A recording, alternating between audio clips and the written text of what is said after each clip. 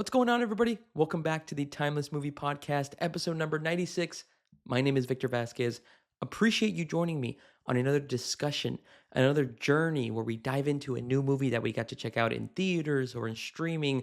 We break down our pros and cons on this podcast. I'll let you know about my favorite scenes and moments, but more importantly, I'll let you know, is the movie that I just got to check out timeless? Can I see myself rewatching it in the future over and over and over again? Before we jump into this week's episode, though, I want to let you know that Timeless Movie Podcast is now on Apple Podcast. So now you can actually listen to us on Apple Podcast, Spotify, and also listen and watch on YouTube. So the latest episode number 95, is up on all platforms. I have my brother Omar join me to talk about Heretic. It was a very interesting movie and a fun discussion. Go ahead and check that episode out and let me know down below in the comments on YouTube or anywhere that you can comment and review on the other platforms, just so we can have a discussion on what you guys thought about Heretic. On this week's episode, though, we're going to be talking about the new film by Robert Zemeckis, and it's called Here.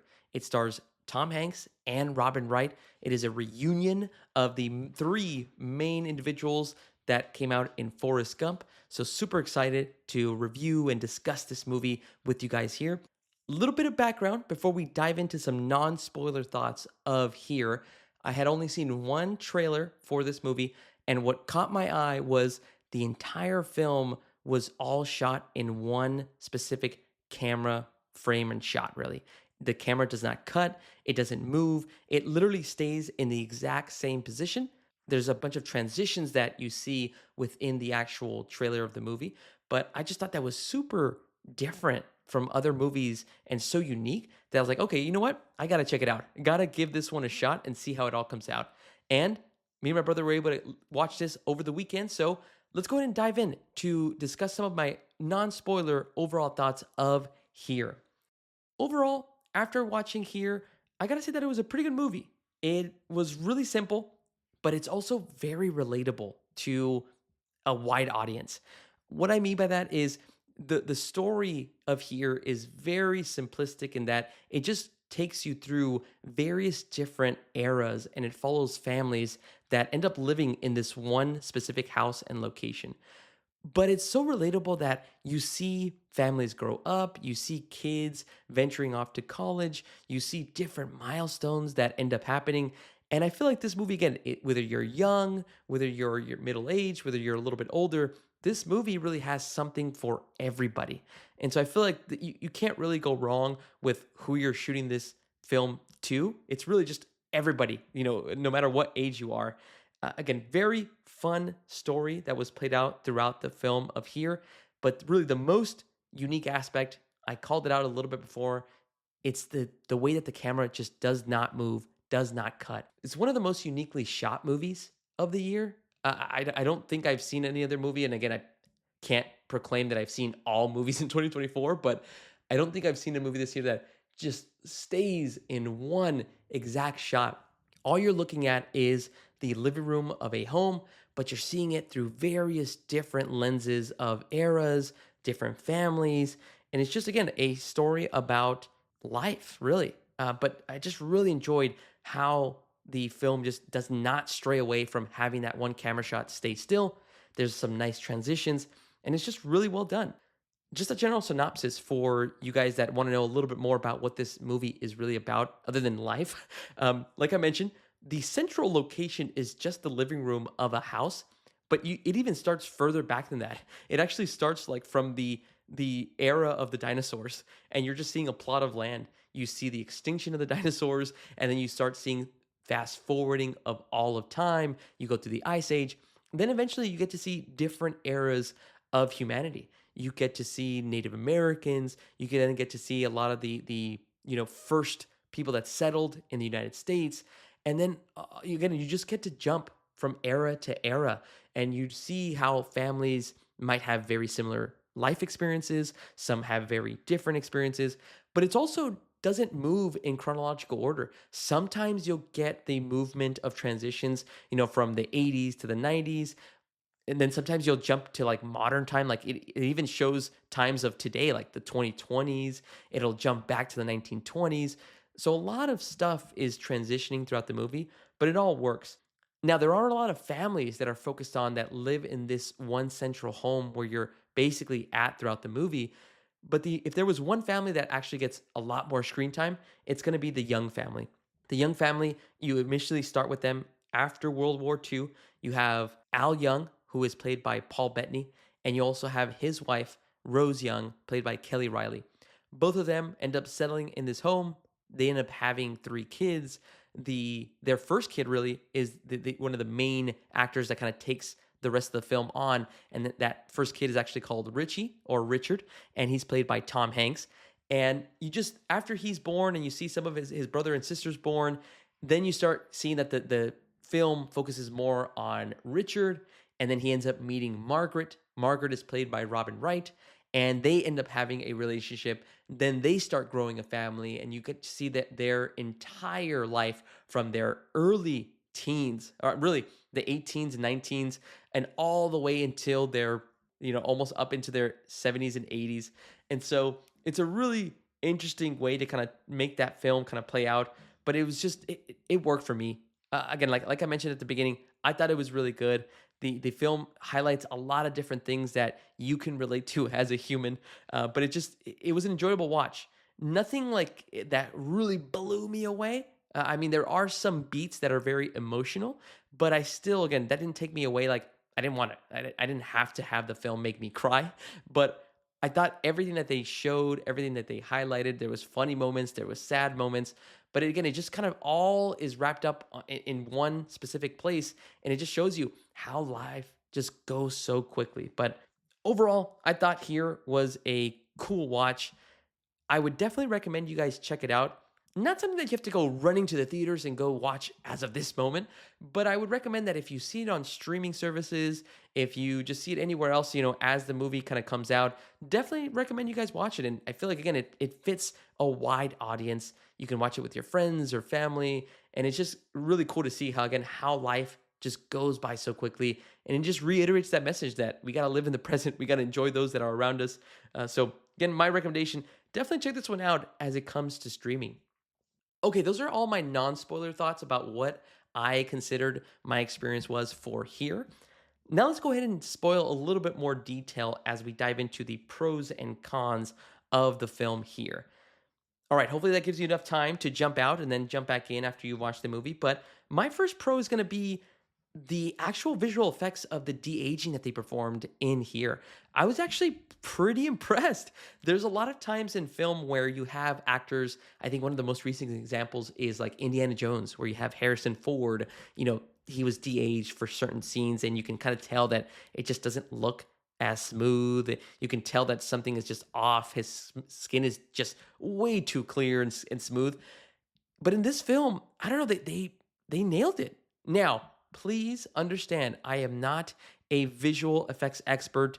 I have no experience in that field whatsoever. So please take my opinion with a grain of salt. Maybe if you watch here, you can call me out and say, well, Victor, no, this de-aging looks like crap. That most likely will be the case. But for me, I really enjoyed it. Tom Hanks, Robin Wright, their characters when they were young in their 18s, 19s, 20s, they looked very realistic. Their faces didn't have as many wrinkles. Everything just looked natural, and it didn't have that uncanny valley that we see in a lot of different films when they include de-aging for those types of effects. So, gotta call that out. I was really impressed. And again, there's some times where some of the de-aging could take you out of the experience.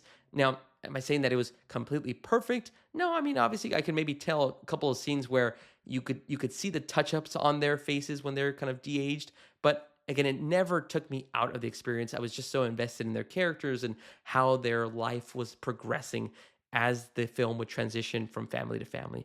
But really well done for the effects team in regards to the de-aging that they were able to accomplish in this film. Second pro for me is going to actually have to be the transitions between the different families and different eras.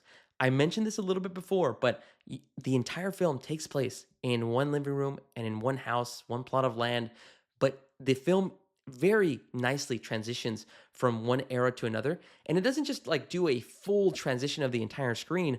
Rather, it'll highlight a specific square or box that's around the living room, and then you'll see something that just doesn't fit the era that you're watching, and then eventually everything changes to that era. So let's say, for example, we're in the eras of the 2000s, you see things that like you might find very familiar, and then you end up seeing something like a frame that looks like it's the 1940s, and then we eventually transition back into the 1940s of the same house. So the way that the team was able to develop that kind of transition within the film was really cool. I also have to give a shout out to the production team and the set design team. They really killed it with all the different types of sets of the living room and how they were able to change the coloring, how they really made the house feel the era that they were in. Whether again it was the 1930s or 40s, you see that kind of a style, a lot of stuff going on the walls, a lot of things that were hung up. Then you eventually get to even to the 2020s, how everything like nowadays is like very minimalistic. All is Everything is white, everything is very simple and modern. You could see those kind of styles. So, gotta give it a shout out to the production and design teams. Again, I know it's something very simple, but I really appreciate when they put in the details of, hey, this can clearly, you can tell that when they're in the 1920s, before TVs, you had a radio in place of a TV. And then as the years go on, you eventually don't see the radio anymore. Now you just see the actual TV. And you can see the differences of the TVs as well as they go from like black and white to color to LCD. And then, eventually all this modern stuff as well. But thought that was really cool of how they actually designed the different types of living rooms as you see the transitions happen in real time. Last but not least, my final pro is the music. Whether it is the score or the actual soundtrack music that they leveraged, everything just worked, especially for those emotional beats that you're witnessing on screen.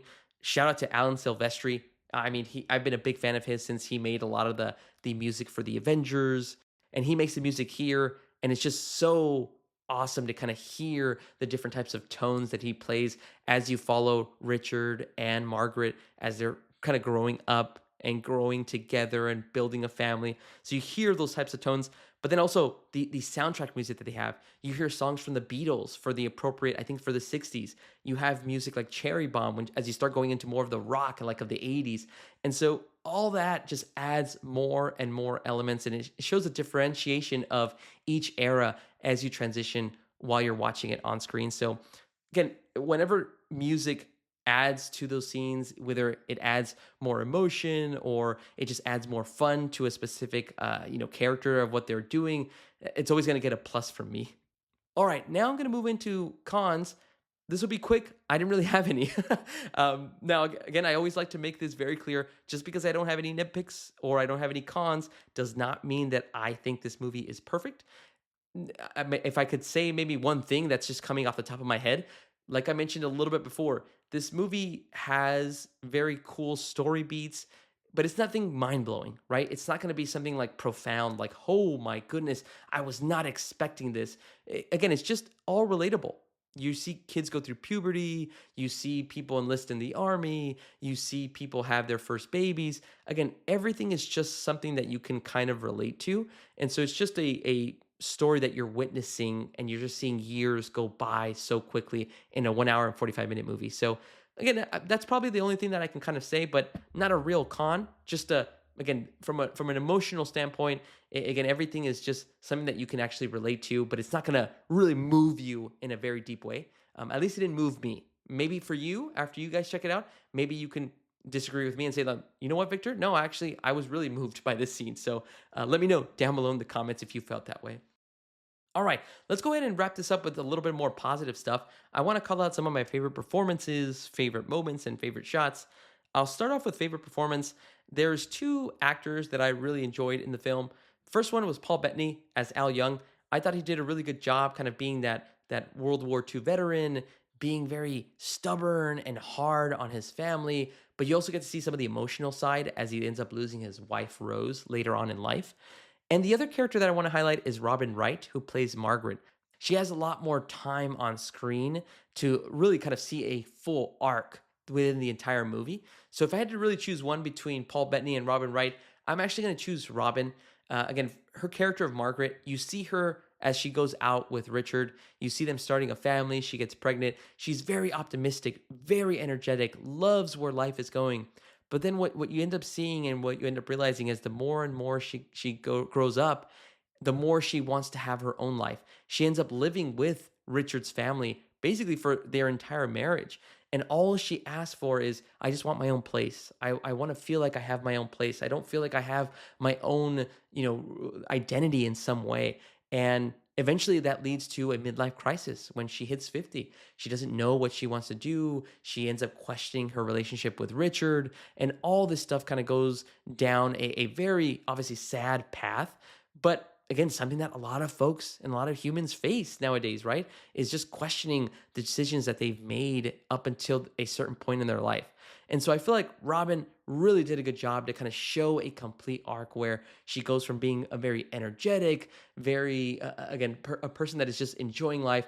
Then you see a little bit of the struggle, and then you see her turn it all around as she now has finally really found herself. She found her identity. She travels more. She gets to be with her daughter more. So, really good stuff. So, my favorite performance in here is Robin Wright as Margaret, just because she was able to display a lot more emotions and display, like, really how her character changed year over year in the film. Favorite moment is actually going to be when Margaret is going to give birth. She's already pregnant, and as you see her walking across the living room, you actually see her water break. And so, what's so funny is that she's actually not alone. Richie's brother, Jimmy, is actually in the living room. He's super young, and he just sees the water break, and then he's like freaking out. And then all you hear is Margaret just telling him, like, get help, call for help, do something. And Jimmy just doesn't know what to do. He runs out of the frame. He comes back and just throws a bunch of towels where the water broke. And then he ends up getting the phone and then starts dialing. And then you just hear Margaret just tell him, like, who are you calling? Are you calling 911? And instead, Jimmy ends up calling the fire department. And the fire department actually comes and actually ends up delivering the baby for Margaret. It's just, it was hilarious. It was a nice, funny moment. And again, it just really surprised me that it just caught me off guard, but it had a really good laugh in the theater, at least where I watched it. So that's probably my favorite moment. And then favorite shot, this one's a little interesting, just because again, like I mentioned before, the entire film just takes place in one location, a living room, and you just see different eras.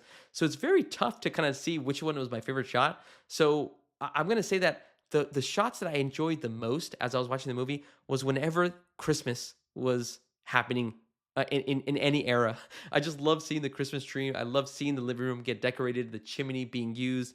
Anytime there was something Christmas related in the living room, those are really my favorite shots. So again, don't have a specific shot that I can remember, but anytime it was Christmas related, I loved it. Again, I'm a really big fan of Christmas, so that's probably one of my favorite shots of the movie. All right, everybody, those are all of my thoughts, my breakdowns of the film here. Now is a perfect time to move into the final question. The question of, is here timeless? Can I see myself rewatching this movie over and over again? I gotta say that even though I enjoyed Here and I thought it was a very unique type of a film and how it was shot, I will say that Here is not timeless for me. Now, I wouldn't reject the idea of watching it in the future again. I would definitely want to watch this with my family, but it's not something that I would want to revisit year over year over year. Again, that's not the kind of movie that it really is. It feels like more of like, hey, it just reminds you of how quick life goes and how much you should live in the present with your loved ones. But again, other than that, I don't really feel the need to have to check this out again. Like I mentioned before, there are some really cool story beats, funny moments, emotional moments, but it's nothing mind blowing. Really, the only difference or unique element of it is that it only sticks to one camera shot and it does not move, it does not cut. It is all almost like one continuous shot. And that's really, again, what kind of sets it apart a little bit. But again, that alone is not going to get me back to watching it. Now, I still thought it was enjoyable. I do not regret watching it in theaters, but that is just my opinion. What do you guys think, though? Have you gotten a chance to see Here? Did you enjoy it? Who was your favorite performance? And do you think this film is timeless? Let me know on the different platforms that you're listening on. That way we can interact and talk more about this movie. All right, everybody. Appreciate you staying all the way through to listen to my full thoughts about the film Here. My name is Victor Vasquez. This has been episode number 96 of the Timeless Movie Podcast. Make sure to check out next week's episode as we cover a new film and we decide whether it is timeless. All right, guys. Thanks so much for listening, and I'll talk to you guys later.